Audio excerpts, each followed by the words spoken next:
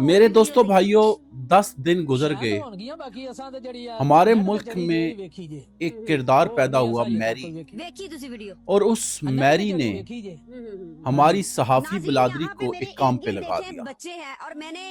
ایک صحافی اس کے گھر کے باہر جاتا ہے، وہاں پہ بچوں سے بھی پوچھتا ہے اور مردوں سے بھی پوچھتا ہے، بوڑھوں سے بھی پوچھتا ہے کہ میری نے ایک ویڈیو بنائی، 10 بنائی، بتائیں کیا کیا کیا۔ عورتیں جا رہی ہیں، عورتیں ہماری مائیں بہنیں بیٹیاں بھی ہیں، وہ جو صحافت سے ریلیٹ ہیں، یعنی کہ دنیا میں اب ایک سبجیکٹ میری رہ گیا، کیونکہ اس نے آپ کے ملک میں ایٹم بم جیسی چیز کو بنایا، کیونکہ اس نے آپ کے ملک میں بہت بڑی بڑی ایجادات کی ہیں، کیونکہ اس نے آپ کے ملک میں ترقی کے نئے راستے کھولے ہیں۔ تو ظاہر سی بات ہے ایسے شخص کی تو انکوائری ہونی چاہیے اور ایسے ہی شخص کو آگے پروموٹ کرنا چاہیے۔ میرے دوستوں بھائیوں، کیا یہ شرمندگی کی بات نہیں ہے؟ کیا ہمیں چلو بھر پانی میں ڈوب میں نہیں مرنا چاہیے؟ ہالینڈ یہ ایک ملک تھا جہاں پہ ایک شخص نے عید کی نماز میں چند مسلمانوں کو دوران نماز شہید کر دیا تھا۔ وہاں کی عورت وزیر اعظم تھی، ایک شخص نے کہا کہ آپ اس قاتل کا نام کیوں نہیں لیتے؟ اس نے کہا کہ وہ نام ہی کے لیے تو کر رہا تھا، میں اس کا نام صفحہ ہستی سے مٹا دوں گی اور اس کا کوئی نام نہیں لے گا، اور وہی ہوا، اس شخص کا کسی نے نام نہیں لیا۔ یہ ہوتا ہے قانون، یہ ہوتا ہے ادارے، یہ ہوتی ہے سسٹم۔ ہمارے ملک میں مجھے سمجھ نہیں آ رہی کہ سارے کام ختم ہو چکے ہیں، کسی ڈاکٹر پہ کوئی بات نہیں کر رہا، انجینئرز پہ کوئی بات نہیں کر رہا، کوئی اچھے کسی ٹاپک پہ کوئی بات نہیں کر رہا۔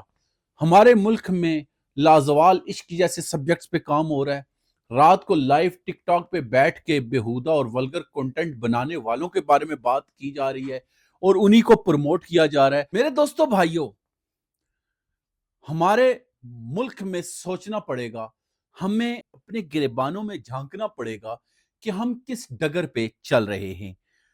میرے دوستوں بھائیوں، آپ کے معاشرے میں 25 کروڑ لوگوں نے یہ ویڈیو دیکھی۔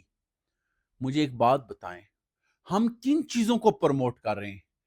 کیا ہم اللہ کے نبی کے دین کے وارث ہیں؟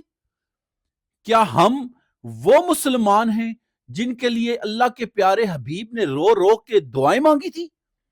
کیا ہم وہ مسلمان ہیں کہ جب اللہ کے حبیب پوری رات نوافل میں اور نہ جانے کس کس کیفیت میں ہمارے لیے دعائیں کرتے تھے؟ میرے دوستوں بھائیوں، یاد رکھیے گا، قرآن کہتا ہے جتنے بھی تم پہ وبال آتے ہیں، جتنے بھی تمہیں نقصان ہیں یا پریشانیاں یا بیماریاں، یہ تمہارے اعمال ہیں، اور جتنے بھی تم پہ کرم ہوتے ہیں یہ میری عنایت ہے۔ اب آپ خود سوچیں کہ ہمارے ساتھ جو ہو رہا ہے، کیا یہ ہمارے اعمال کی وجہ سے نہیں ہو رہا؟ ہم روزانہ کی بنیاد پہ پیچھے جا رہے ہیں۔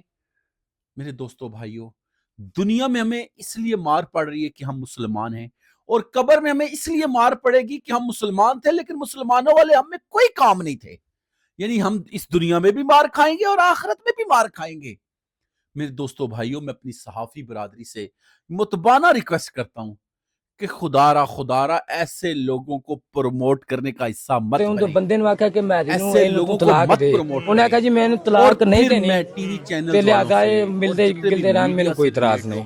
یہ ان کے بندے دے بیان کہ نے خدا را اپنی آخرت کو نہ بھولیں۔ اتنا بغیرت آدمی سی کہ بندہ خود کہہ رہا ہے کہ جناب یہ ملتے گلتے رہن سانوں کو ہاں بندے نے اپنے خود کیا اپنی زبان جو کہا جی میرے کوئی اعتراض نہیں، ملتے گلتے نے پہ محلے والے بھی آخیا انہیں آخیا کہ یار بے حیائی ہے، تو جو تینوں سمجھ آتی تو نہیں کیا کردار ہے جس کو ڈسکس کرنا بھی، جس کا نام لینا بھی گناہ ہونا چاہیے، اور اس شخص کو قرار واقعی سزا دینی چاہیے کہ یہ ایک ناجائز رشتہ بنا کے بیٹھا ہوا تھا۔ اور وہ عورت جو بھائیوں کے کردار پہ بات کر رہی ہے، جو بھائیوں کو للکار رہی ہے، باپ کو للکار رہی ہے، معاشرے کو للکار رہی ہے، ایسے عورت کو سنسار کرنا چاہیے تاکہ معاشرے میں کوئی دوبارہ اس طرح کے گناہ کرنے کا یا اس طرح کے کام کرنے کا نہ سوچے۔ میرے دوستوں بھائیوں، ضرور توجہ دیں اور باتیں غور سے سن کے ان کو سمجھیں۔ یہ آپ کا، آپ کی بیٹیوں کا، آپ کے بیٹوں کا اور آپ کی نسل کا سوال ہے۔ اگر آج نہ سوچا تو یاد رکھنا کل پچھتاوے کے علاوہ آپ لوگوں کے پاس کچھ نہیں ہوگا۔ اسی کے ساتھ آپ کا میزبان راجہ عمران رفیق آپ سے اجازت چاہتا ہے۔ بہت شکریہ۔